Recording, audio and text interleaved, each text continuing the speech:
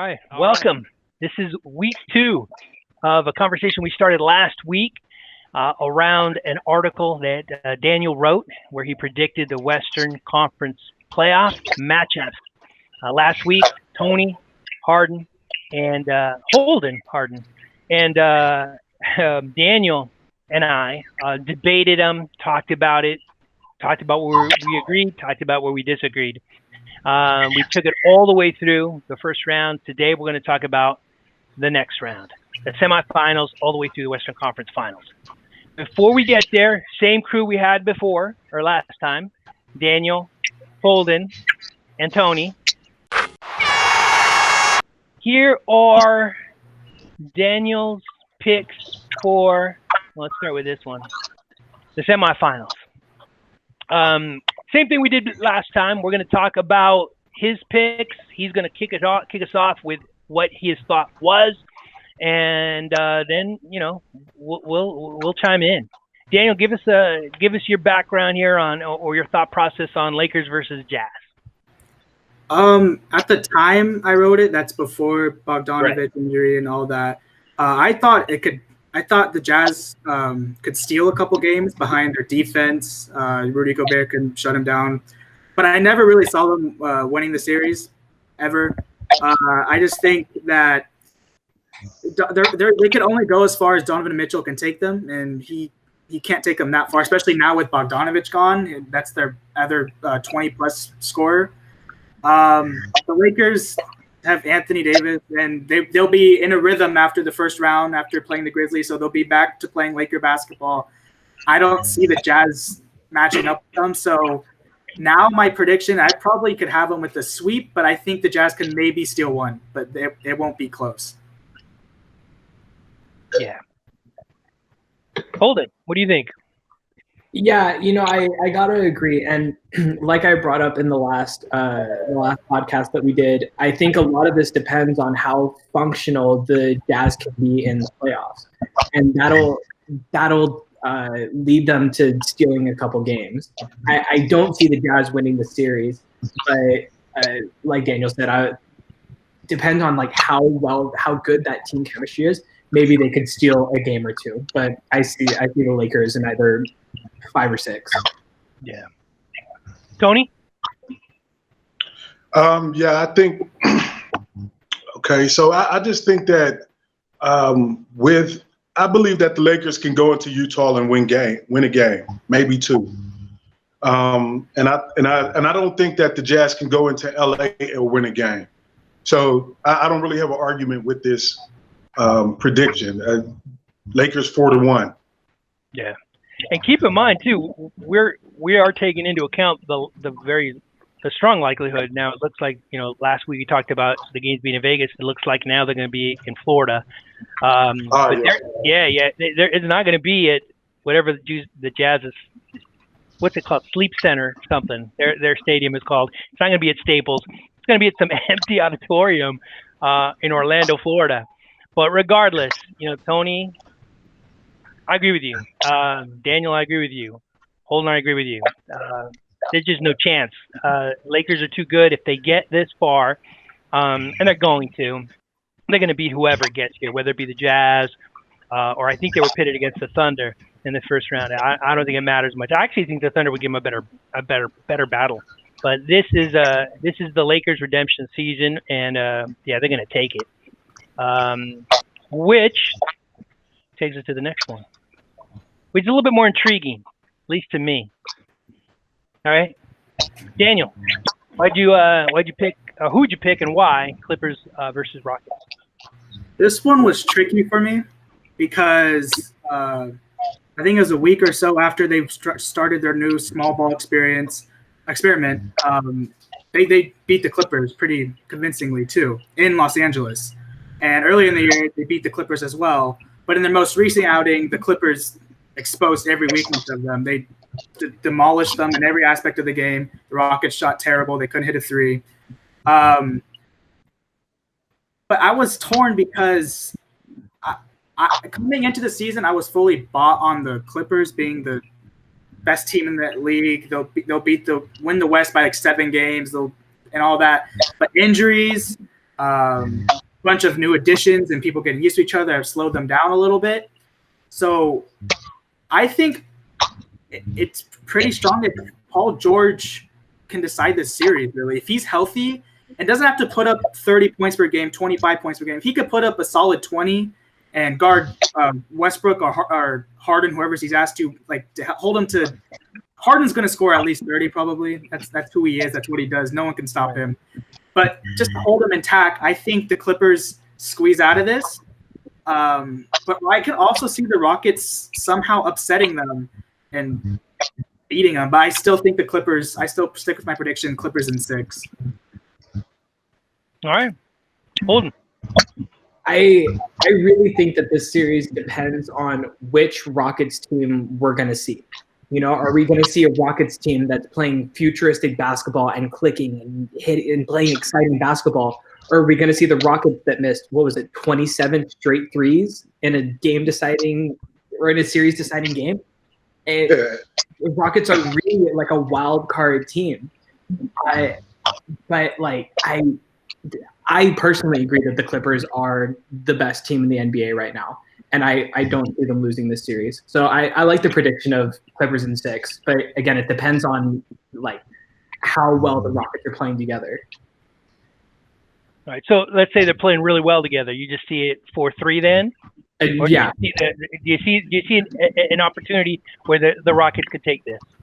I really don't. Between the star power of Kawhi Leonard and Paul George, if he's healthy, and the loaded bench that the Clippers have, I see it. Okay, right on. Tony. As I break this series down, I think about it like this. I think the Rockets would have a hard time beating the Clippers in a 7-game playoff series if Paul George and Kawhi Leonard weren't a part of the team. Yeah.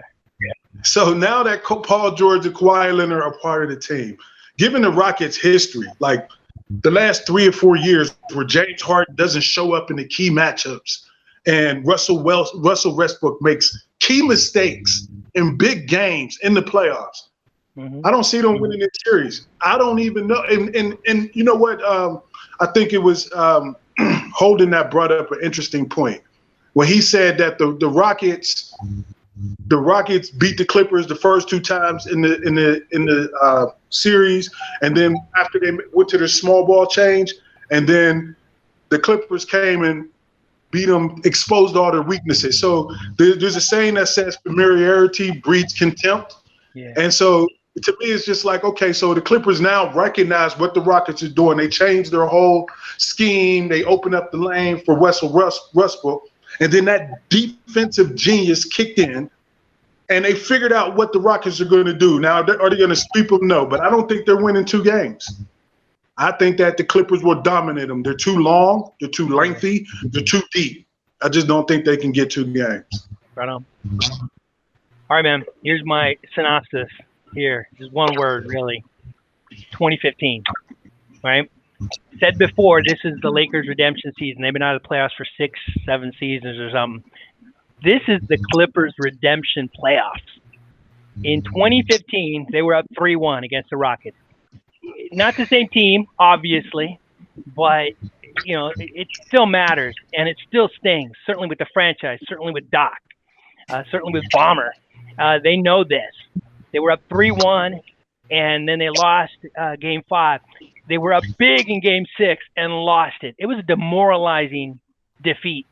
And Doc Rivers is a good enough coach to remind this team of that season. And that's going to be enough.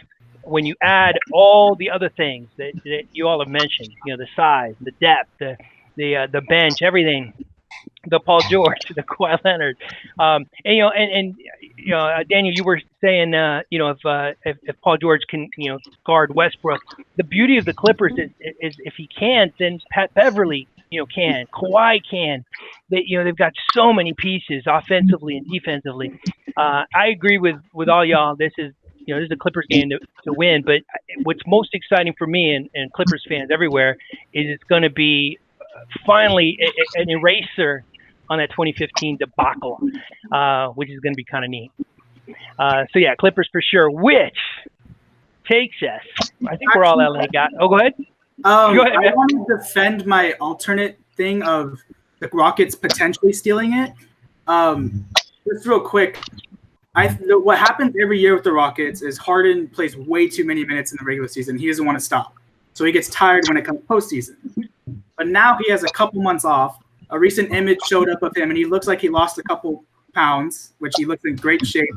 So that's where that narrative can go to rest, where he's basically 2 months rested up. He's not going to be tired, and he could come in with the chip on his shoulder because they know this is most likely the last year with D'Antoni. Right. Because the Rockets already have him halfway out the door. So why don't they just they have a chip on their shoulder. They need a win.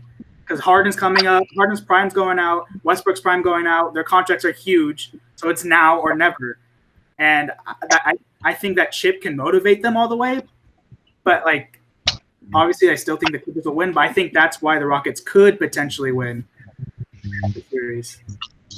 Yeah, I mean, this is the beauty of sports, right? They've got a chance. They wouldn't be here if they didn't. So, that's the beauty of it for me. That's why I watch. But, yeah, it's an uphill battle, I think, for the Rockets.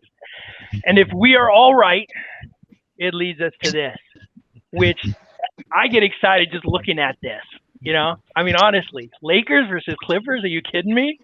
The Clippers, I said this is their redemption playoffs. If they get past the Rockets and blow away 2015, then they get a chance to blow away the last 50 years of being little brother to this team. They'll never get rid of it entirely. They'll never get out from under the shadow entirely.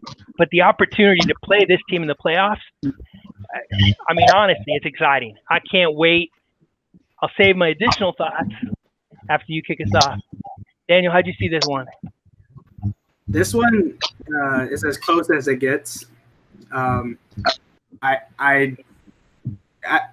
can honestly go either way. It's the definition of a coin flip. I think both teams are even to a degree. I think the Clippers have more depth than the Lakers do. They have more proven scorers off the bench compared to the Lakers. But I've just been big on all my arguments with the Lakers about just LeBron James always stepping up to another level in the playoffs. He always takes it to, that's why he's called the king. He makes him he proves why he's the king every single time he's in the playoffs. But so did Kawhi last year. Kawhi showed everyone in the NBA he is capable of carrying a team by himself all the way to the finals and winning the finals.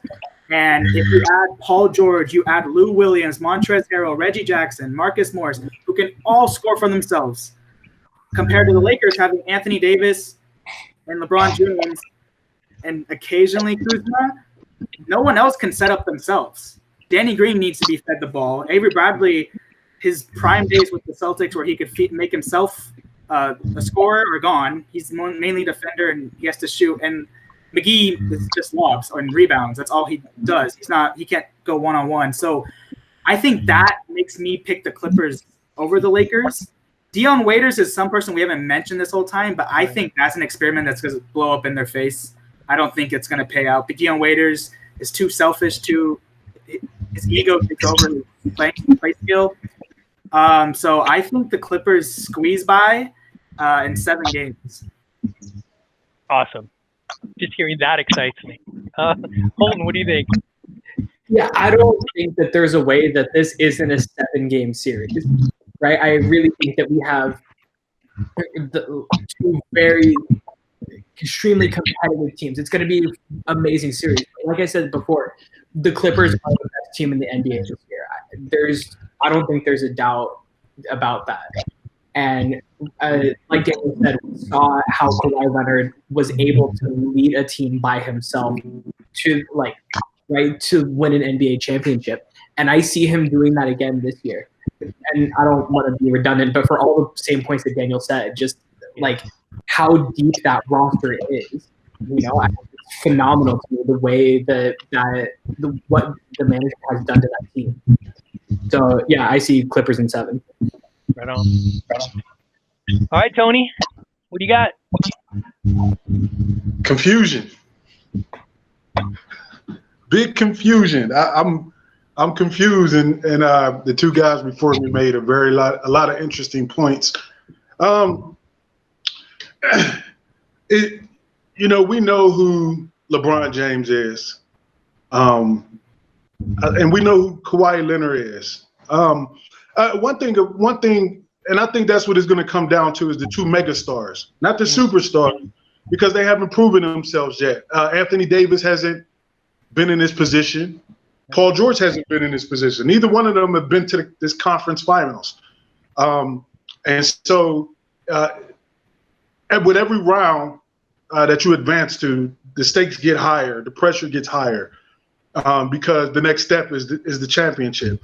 I think the overstatement for me, and again, I guess this is because I'm a LeBron guy and a Jordan guy, Kawhi hasn't proven that much to me yet. When you talk about asterisks, Kawhi's leading Toronto to a championship has a great big asterisk on it because of the people that had to get hurt in order for him to win that championship. And him going through the Eastern Conference was impressive. But he was a bad bounce away from being eliminated in the second round. And he was two injuries that probably shouldn't have happened if you had had some caution. 2 injuries away from maybe being swept in the finals. So we have to see. I think that the fact that as to like with the point that I believe it was Holden that made about James Harden having the rest to be able to excel in the playoffs, LeBron having 2 months off at age 35, what he did through the season this year, to me is going to be the deciding factor because the Clippers are the deeper team. They're the more talented team, top to bottom. The Lakers starting 5 is comparable. They can shoot with the Clippers. They can play defense with the Clippers, but the Clippers 1 through 8 are a better team.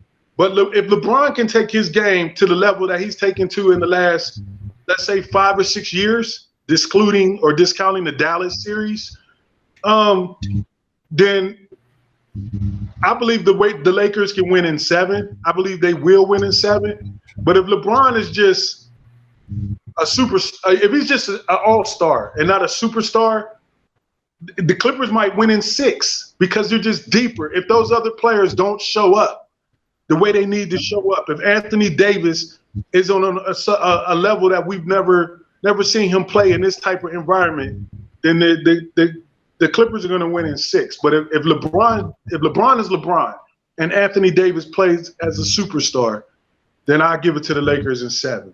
Okay. All right, man. I think I agree with what every one of y'all said. Quite honestly, this comes down to, for the Lakers, LeBron and AD. Period. If you're a Clippers fan, you are scared to death of facing LeBron in the Western Conference Finals. You'd be dumb not to, because of who he is and what he can do and what he's proven he can do. AD could go either way. If he becomes LeBron, if he steps up to that level, then the Clippers could be in some real trouble. There's no doubt about that. But if you're a Laker fan and you look at this Clippers team, you don't see any weaknesses, man. You really, really don't. You can make the argument that, but that's everything from us. Any parting words from anybody? Yeah, I just wanted to say that I think Daniel brought up an interesting aspect as far as Dion Waiters, and I'm interested in seeing that being on a team with LeBron and AD. Yeah, Dion. Joakim Noah hasn't got a minute. We don't know who these teams are going to be, when they come back. So, that's why I love sports, man. Just never know. Listening, thanks for watching. Let us know where we got it right. Let us know where we got it wrong. And stick around. We'll be back. Voice of the fan. Drop a bounce pass, throw down the rim rocker. Lay up off the glass, right past the shot blocker. I follow through like Kobe's and money. You can cash it. For news on LA hoops, come over to Beach Basket. Up to up-to-date sports, post-game reports, debates and play-by-play coming straight off the court. The voice of the fan making noise, causing havoc. Zone a man up, you can ask Peach Basket. The Peach Basket, come and tune on in. The Peach Basket, where the news begins. We're dropping news like we're in the stands. Creative views from the average fan.